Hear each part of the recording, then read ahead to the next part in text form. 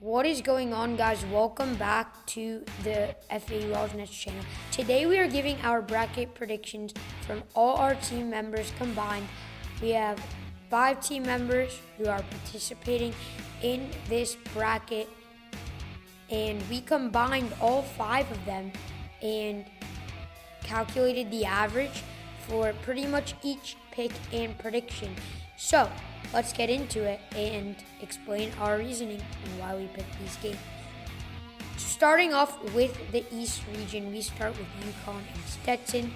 Give me UConn. They've been the best team all season, not really been any close. FAU and Northwestern. This is an interesting matchup. Both teams have good guards. Northwestern, especially Boo Buie, all-time leading scorer, as well with Ty Lundeberg, who has been playing great basketball. Landberg was injured a little bit for some of the season and then came back, as well as Buie, but Northwestern and FAU have good guards. I think Vlad Golden is the X factor in this game because FAU has a 7-1 center and Northwestern doesn't. They do have Matthew Nicholson, who is averaging 21 minutes a game, and he's 7 feet. He does start, but he doesn't play that much for them. They have a 6'7" forward who gets more playing time. We think Vlad Golden exploits this defense. Nicholson is going to be uncomfortable with playing more minutes than expected. However, this Northwestern team did beat Purdue, and they have a 7'4" center. So you never know. But we like FAU's guard play as well, a little more than Northwestern, not only the bigs. The bigs with Golden, Rosado, Lorient, and Carroll. But FAU's guards are super deep with John L. Davis, who I compare a lot to Boo Buie. They're both high percentage three-point shooters and get inside well. Elijah Martin, Nick Boyd, Jalen Gaffney, Ryan Greenlee, and Weatherspoon. This team is deep, has a lot of guards. Florida Atlantic wins this game. The next we have San Diego State and UAB, and this is the easiest 12-5 upset you take. You got to take UAB. San Diego State is not returning a lot of production from last year. They lost Keyshawn Johnson. A few other guys went to the draft, and then a few transfers as well. Their primary scorer is Jaden Wadee, who gets the ball down low in the paint, uses his body to get inside and lay it in off the glass. The problem with that is UAB is the defensive player in the year in the American Conference in Yaxel Lundeberg. He's going to be giving Jaden Wadee a lot of trouble there. We like UAB to move past San Diego State. Up next we have Auburn and Yale. It was Auburn. Yale has looked pretty shaky recently, and we don't think another Ivy League team can make it that far this year. But next we have BYU and Duquesne. I think Duquesne wins this game, but most of our team members are going to pick BYU, so give us BYU. Duquesne and BYU.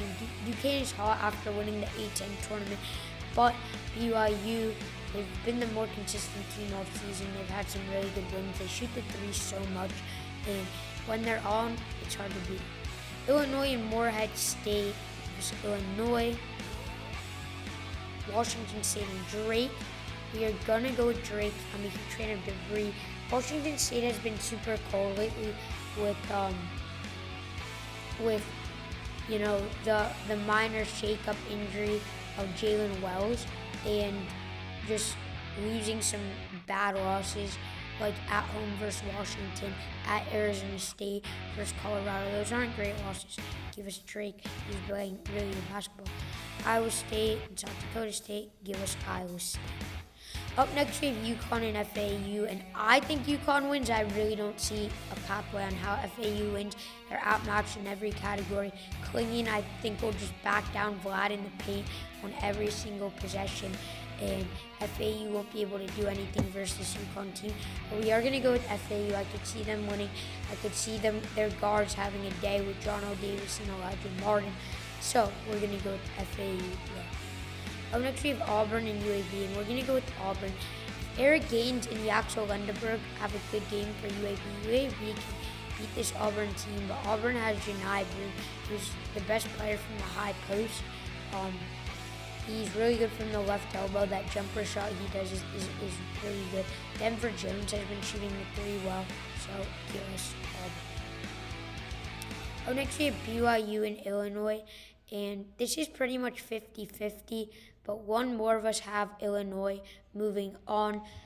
Illinois is a team where I think they have the best two players in the country at getting to the hoop, and Marcus Damask and Terrence Shannon Jr. TJ Shannon, with the incident that happened this season, he's only really played half the season, but he's playing some good basketball. Illinois just won the Big Ten. They're super underrated. I think Coleman Hawkins as well. When they play that ball screen pick and roll, and then the lob to Coleman Hawkins in the paint is something that I really like when this Illinois team does. Shannon has ice in his veins. He's super good in clutch time. Here's Illinois. Up next we have Drake and Iowa State. When Iowa State is hitting their threes, they're pretty much unbeatable. Lipsey and King especially, when King is on for three, they're so much better. Up next we have FAU and Auburn. Denver Jones going up against his former rival, as he's a transfer from FIU. Just honestly, in this game, Auburn doesn't have a big to contest with Vlad Golden, and John L. Davis just pops off in these tournaments. Auburn doesn't really have that much experience, as they were a second-round exit last year after losing to Houston. FAU does give us the edge.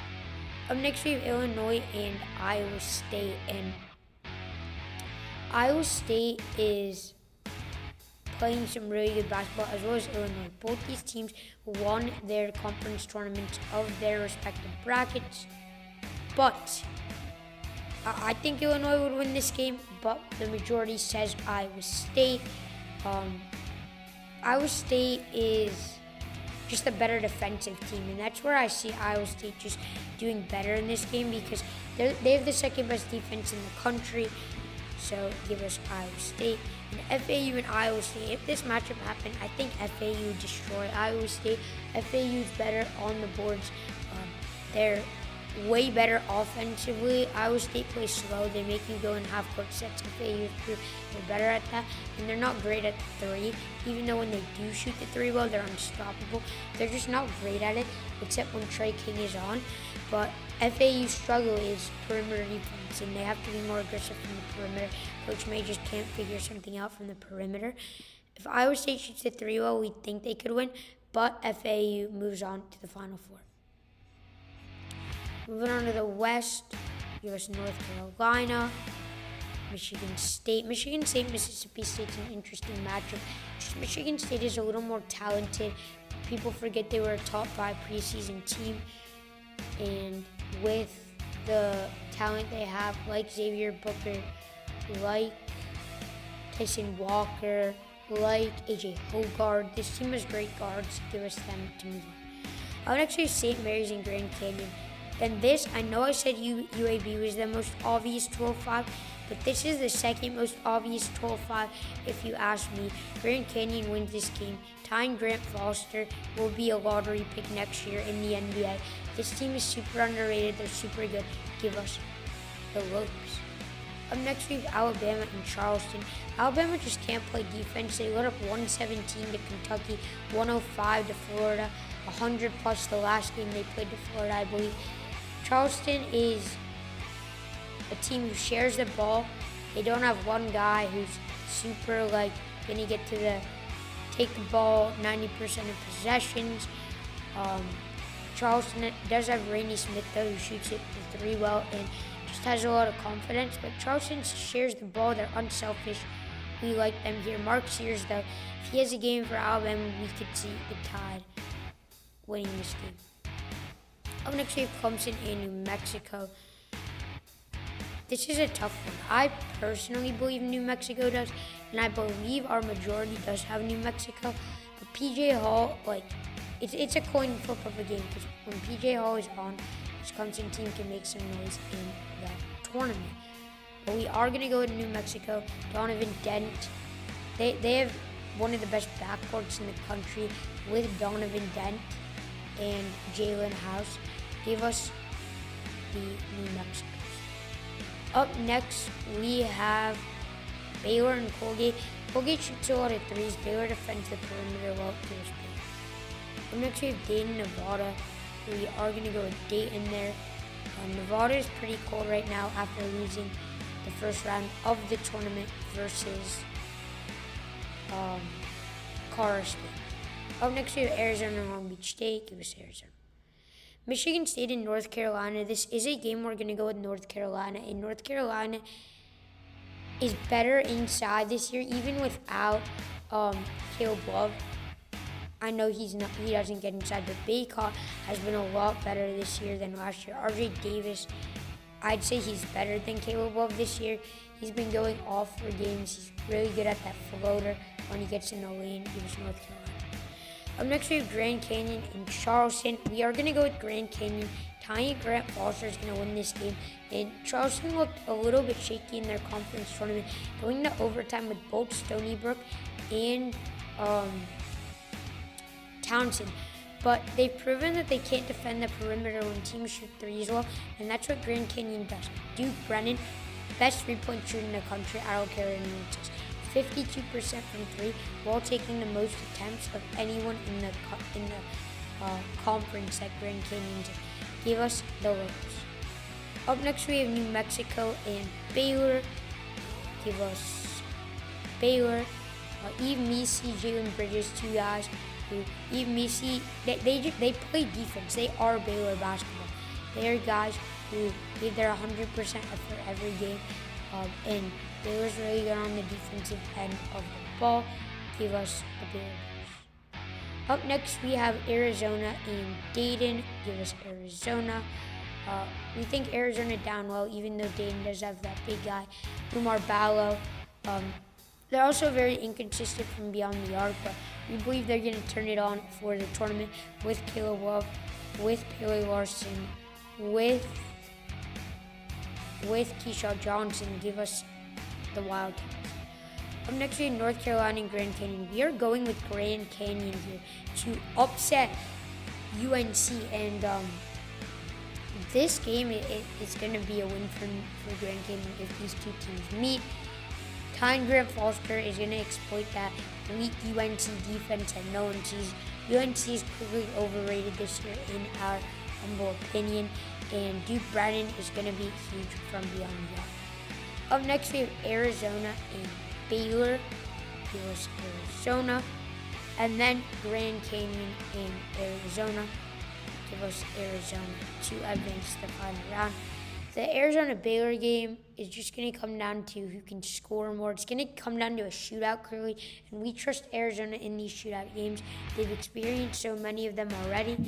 And then Arizona, Grand Canyon. Just Grand Canyon's going to be out-talented, even though it was a great run.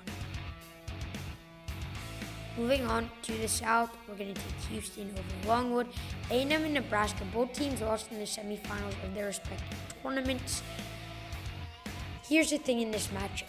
Wade Taylor and Tyrese Hunter are just a little more talented, but we like Texas A&M. Up next, we have Wisconsin and JMU. Give us Wisconsin. Duke and JMU, first off, they've had an incredible season. 30-3, beating Michigan State in East Lansing while they were a top 5 team. But we do like Wisconsin. Up next, we have Duke and Vermont. This is a tough matchup here. We are going to take Duke. Filipowski and Jeremy Roach are just a little more too talented for this Vermont team. Up next, we have NC State and Texas Tech. Give us NC State. TJ Burns, that his name, has been playing some really good basketball down low. When they give him the ball, he's pretty much unstoppable. You got to put a double on him. He is skilled. He's talented. He gets it in the rack. Give us NC State. Kentucky and Oakland. Give us Kentucky. Florida and the winner of Boise and Colorado. We are going to go with Florida. And then Marquette and WKU. Give us Marquette. Up next, we have Houston A&M. A&M could definitely win this game, as we saw this matchup earlier in the season in Houston. And A&M almost pulled off the upset in Houston. It was a 3-point game, but it was 1 point at the end. Wade Taylor had a 3 to win the game, and he didn't capitalize. We are going to take Houston, though, even though I believe A&M could very well win this game. Up next we have Duke and Wisconsin. We are going to go with Duke. Roach and Filipowski have been playing good basketball, even though Duke is really cold right now. I mean, they lost at home versus UNC, and then they lost to NC State in the tournament. So give us. Up next we have Kentucky and NC State. We are going to go with Kentucky, the dynamic duo of Reed Sheppard and Antonio Reeves. We'll hope this Kentucky team give us Kentucky. Florida versus Marquette. Give us Marquette there. Marquette is too talented. Tyler Kolek is one of the best players in the country, even when he's a little banged up. Also, Iguodala can get inside. They shoot threes well with Cam Jones and Stevie Mitchell. Give us Marquette. Next we have Houston and Duke. We are going to go with Houston. I'm a huge fan of Houston's backcourt with LJ Cryer, Jeremy Roach, and Emmanuel Sharp. And Jawan Roberts is great inside. Next we have Kentucky and Marquette. We are going to go with Kentucky here. Reed Sheppard and Reed Sheppard and Antonio Reeves are going to make threes. They're smart. They're cerebral. Give us Kentucky. Up next we have Houston and Kentucky, and we are going to go with Houston. We just believe Houston's backcourt is too talented for Kentucky and the Cougs win. Also, this Houston team has more experience than Kentucky. All these guys have been here before, and Kentucky is pretty much filled with freshman players. Moving on to the Midwest, we are going to go with Purdue. We're going to steamroll this. We are going to go with TCU over Utah State, even though Darius Brown is a great player. I'm a huge fan of him for Utah State. Up next, we have Gonzaga and McNeese State. We're going to go with McNeese State. I personally have Gonzaga, but the majority has McNeese State. Will Wade is doing great as a head coach. Up next, we have Kansas versus Samford, and we are going to go with Samford. Kansas is fully banged up here without Hunter Dickinson, without Kevin McCullough, without KJ Adams. Give us this Samford team. They're fast, they're athletic, they're quick. They have that really big guy who's like 6'9", and will be a first-round pick next year. Give us this Samford team. Up next, we have South Carolina and Oregon. Give us South Carolina. They were picked last in the SEC and ended up winning it. Not winning it, but almost nearly winning it, playing some really good basketball, beating Kentucky and Tennessee. So we like this South Carolina team. Up next, we have Creighton and Akron. Give us Creighton. Really good first three of Trey Alexander, Baylor Shireman, and Ryan Kalkbrenner. All three of those guys are three of the top 10 best college basketball players in the country. No debate there, but depth can play a factor in how far this Creighton Blue Jay team goes. Up next, we have Texas in the winner of UVA and CSU, and we are going to go with CSU in this game. That was what the majority had. I do have Texas. I like Max Abmas. I like when he is getting the ball a lot and when he's included. But Dessou as well, and Tyrese Hunter, we need them to get the ball more. I just think this Texas team is pretty poorly coached. They've blown like 15-point leads at halftime due to the fact of getting in foul trouble and their lack of depth. Give us CSU to beat UVA and to beat Texas. Next we have Tennessee and St. Peter's. We are going to Tennessee there, even though St. Peter's had a remarkable conference tournament. Up next we have Purdue and TCU. Give us Purdue. They're a lot better than what they were last year. Zach Edey is one of the best centers in the country. Well, is the best center in the country. They give it to him. He's going to make a play off the glass. He is really good from the blocks, right or left block. And they have better guards this year. Lance Jones was a key addition to this team. Fletcher Loyer and Braden Smith are making their threes as always. We like this Purdue team. Up next we have McNeese and Samford. Give us McNeese because we have one of our participants picking all the way to the Elite Eight, and one of our participants picking them to the Final Four. So the majority says McNeese, even though in this matchup I would take Samford. Up next, we have Creighton in South Carolina. Give us the Blue Jays. They need someone else to step up. It could be Farabella. It could be Steven Ashworth from beyond the arc. It could be Jason Green getting inside or making playmakers. They can't just rely on Shireman, Alexander, and Kalkbrenner. Give us this Creighton team.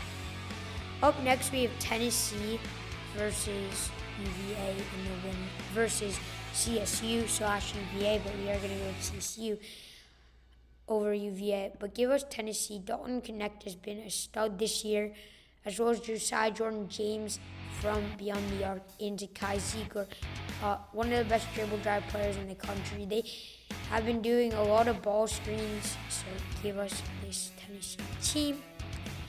Next, we have Purdue and McNeese. Give us Purdue. Not much to say. Purdue is way more talented, and McNeese won't be able to stop Edey. Next, we have Creighton and Tennessee. And I feel like Creighton has better guards in this game and a better big in Kalkbrenner. Give us the Jays here. And then Purdue and Creighton. The one thing in this game is Creighton actually has the best defender in the country who can guard Zaki and Ryan Kalkbrenner. If they bring Baylor Shireman to double Kalkbrenner, this Creighton team could easily win the game, and we think they do and move on to the Final Four. So in the Final Four, we have FAU and Arizona. I do not see a world where FAU gets to Glendale, but if they do, I'm all here for it. And the majority of us have FAU moving on to the championship game. Houston and Creighton. We are going to go with Houston here. Houston is a little more deeper. They do have Jawan Roberts, who is a mismatch for Ryan Kalkbrenner, but he's a bit banged up, even though head coach Kelvin Sampson is confident in him playing in the NCAA tournament. And that leads us to a final of FAU and Houston. And if FAU gets to the final, I think they win it all. And so do we. 3 of our 5 guys have FAU winning it all. So we are going to go with FAU, even though I don't see a world where they don't get past UConn. But however, we do think FAU is your national champion. And we are going to go with one. I'd say if this happens, it's a low-scoring 71-67 game for FAU. So, quick math in my head: 71 plus 67 would be 138. 138 points. Fact check me on that. 70 plus 70 is 140. So minus 2, because it's 67, 71. Give us FAU. So those are the bracket predictions. There will be a link down below on how you can join the FAU's Nest Bracket Challenge, FAU Owls Nest on CBS Sports. So, thank you guys so much for watching. See you in the next one, and go Owls.